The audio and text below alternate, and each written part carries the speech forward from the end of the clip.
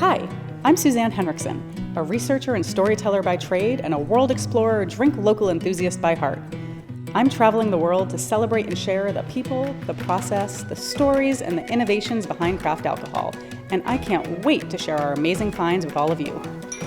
So let's get drinking, Crafty Cask style.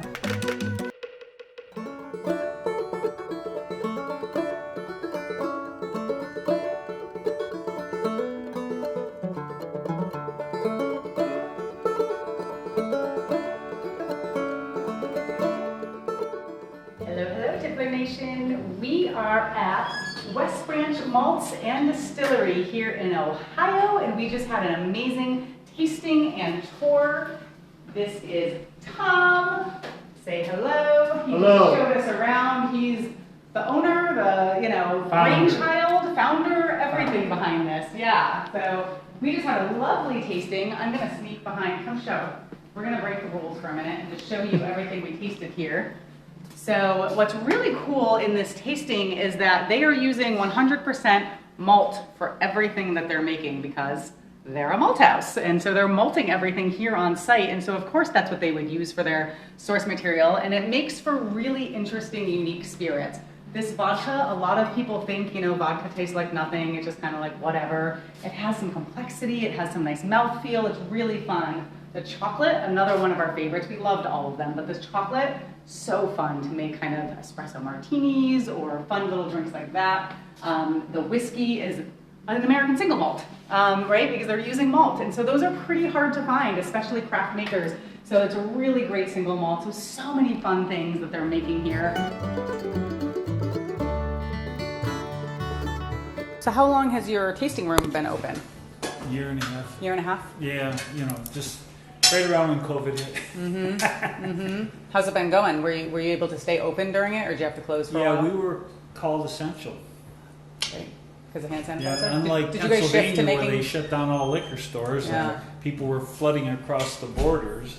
Was it because, did you guys shift to making hand sanitizer during? Well, we were doing that, Yeah. but also the malt is a food product, and so we were essential there.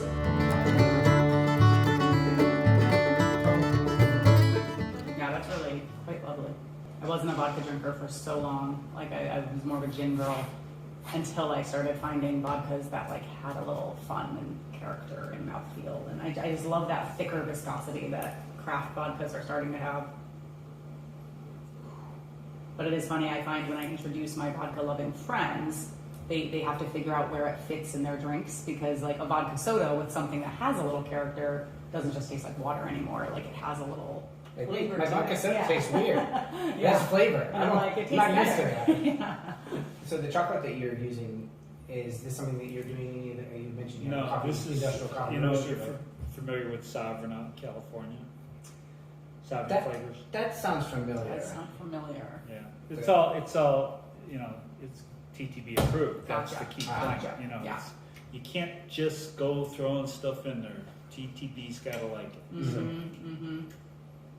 Yeah, I feel like the beer industry has it a little bit easier with partnering with the local chocolatier or the local coffee roaster. Sure. Like the regulations are different, but for spirits, it's very, that smells. It smells like dark chocolate brownies. So smooth.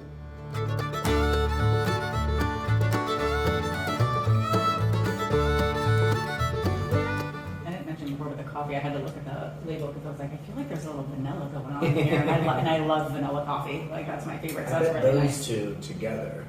The coffee with the vodka. Coffee with the chocolate. Make and an awful nice white Russian. I was going to say, yeah. Sure. With probably far less sugar than you're going to find in a Kahlua-based one. Yeah, no, I mean that's the thing. You don't need to simple syrup yourself to death. You know? We get enough sugar in our processed food in the grocery store. Well, it's not to say there's no sugar here, Sure. but the thing is that it's kind of like the coffee's got to come through, the chocolate's got to come through. Your teeth falling out of your mouth does not have to come through. Right. So this, And if you're using high quality flavoring components, Right. you don't need sugar to mask the artificial characteristic of the flavor. of the less high quality flavoring. yeah.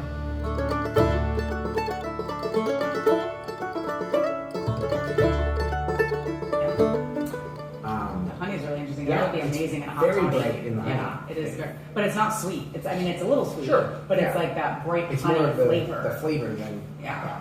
But it's it really doesn't fun. make your teeth fall out. Yeah. That's Yeah, the, for sure. some honeys Yeah, are just, oh my god. You know, that would be great in a hot toddy though. Mhm. Be perfect for hot toddies. Or what's the bee's knees? I know that normally the gin, but like something like that. You Yeah. know. Yeah. Are you allowed to do cocktails in Ohio?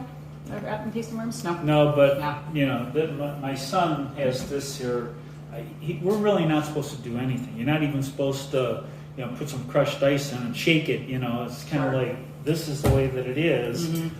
But you know, it's If you give the person who's drinking it a glass of ice separate, and they do it themselves. That's what we just saw. and that's Yeah. what this is all Yeah, about. It's sure. like, you know, Ohio has some strange laws. You know, We'll have to show you afterwards. We were at a, were they in Maryland? They were in Maryland, right? Miscellaneous? We were just at a distillery there that's similar laws, and their loophole is they actually have the like build your own cocktail menu, and you pick the spirit that you want, you pick the mixer that you want, and then you get a cup of ice, and then you kind of like do it yourself. And they have it on a menu, and they're like, we're Because not you're doing buying it all for them. the ingredients separately, Yeah. and deciding to assemble them yourself. And- It's just like mixing up your corn with your mashed potatoes and your fried Yeah. chicken. And so on they your actually grill. have very high quality mixers. They have like Pratt Standard and like, you know, things like that.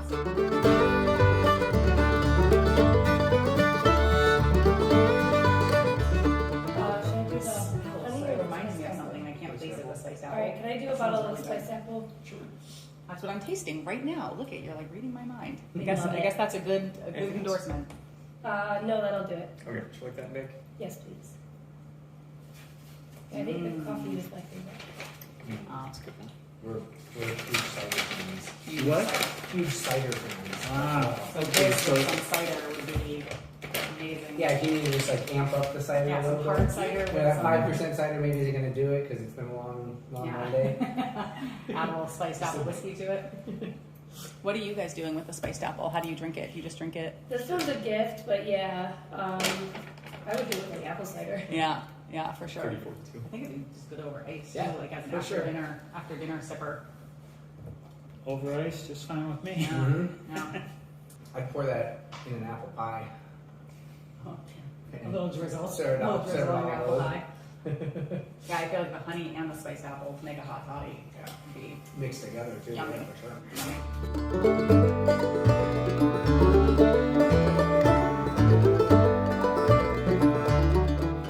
American single malt. Yeah, I can't think of but maybe two other producers Yeah. offhand that do a single malt, and both of them are like within the last, the last year or two. I think some bigger brands are starting to like realize this is a thing, but craft, yeah, there aren't a lot of. You can really overwhelm your spirits. For with it. sure. And as a matter of fact, that's something that Vic just saved. This is 5 months. Okay. Okay, that's what we do, and because with whatever we're doing, we got a barrel out there that's 6 months, and we're losing this taste Yeah. at 6 months. Okay. So we will use the 6-month-old in the spiced apple and the honey and the cinnamon, but the 5-month is what's going in the bottle. Mhm. So, I mean, Yeah. we can't make it taste any better than it is. It can't go down any smoother than it Yeah. is. The notes that he detects, at this point versus what he detected in the 6 months Sure. is much nicer here. So I'm surprised you can get it. You think it's less than a year, but it certainly is less than a year. And we don't say that as a bad thing either, because No. it's funny. So we do a lot of whiskey tastings for corporate clients, and we're always trying to bust myths. And one of the myths that a lot of people have is the older the whiskey, the better, right? And so we're always teaching people that there's different layers of flavors and aromas, and some of those are coming from the source material, and some of those are coming from the barrel. And it's a preference. And if you like the taste of like grainy, cereally whiskeys, you actually don't want a super old whiskey. You want something that's just getting like a kiss of the barrel.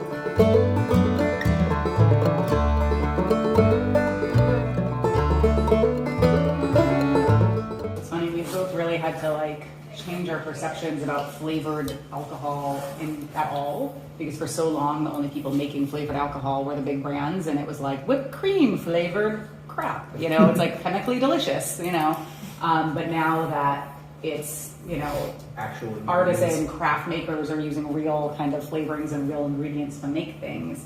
Like, it's really fun to have some flavored things to play around with for cocktails. Well, the thing is, it would It be, smells just like a you know, strawberry. it would be so much lower proof in past days, and would be so much higher sugar content in past days. It really was like, I don't know what I'm doing here. This, you got something to work with. You can make some good cocktails out of it. That is so interesting. Yeah, because what's the proof on this? 120. Woo! 120. Put some chest hair on your chest hair. That's a big strawberry right there. But again, keep in mind, it's 120 proof, and you're not Yeah. having a real problem with Mhm. it. So, Yeah, it's still smooth, for sure. Yeah, the strawberry comes out a little bit more when you proof it down a tiny bit. Yeah, that's fun. But I like when there's higher proof things because, like, for cocktails, it's really fun to be higher proof. But then if you want to sip on it straight, Well, you can proof it down a little. what the people really use that for, with lemonade. Oh, smart. Yeah, Strawberry lemonade. that really is nice.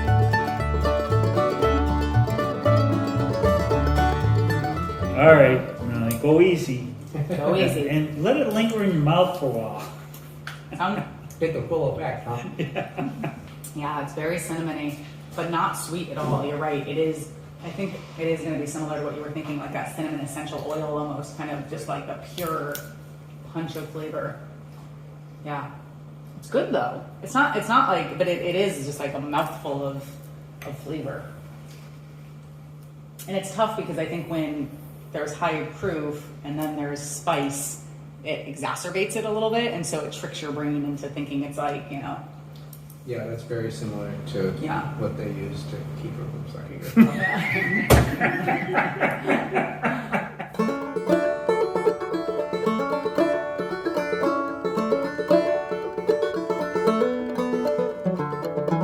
Your story with, none of you having background in this, starting a malt house and then starting a distillery as well, like, that's ambitious, and to only be doing this for a year and a half and have products that taste this good is really impressive. Thank you. And we're actually going to bring you around outside because it's really cool to see some of the malting operation. So basically what you're looking at is there's three big bins. See one, and then you see number 3, but in the middle is number 2. Sure. Those each can hold about 1 million pounds of barley. 1 million pounds? Wow. Yeah. Right now, though, we're taking grain out. You saw the part of the movie where grain is moving into. I see it there. So that's going into the malt house, into the steep, for Cool. us to turn it into malt.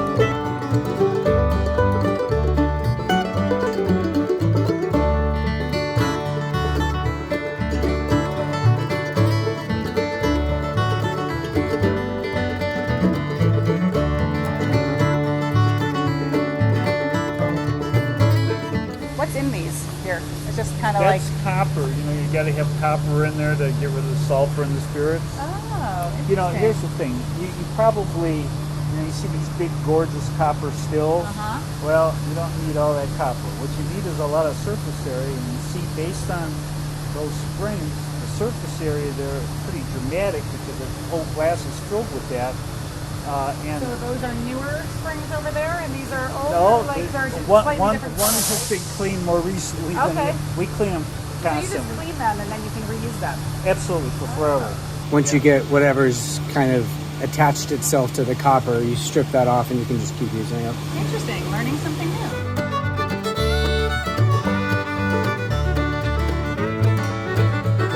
So, if you're in the local Ohio area and you are looking to really make some amazing products with locally made malt, now you know, right? Come here. So, West Branch Malts, they're selling their malts. They're making amazing things. They roast different malts to different levels as well. They're starting to do so.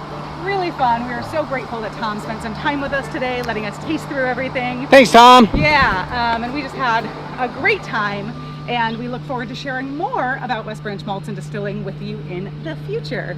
So until then, cheers everyone from Ohio.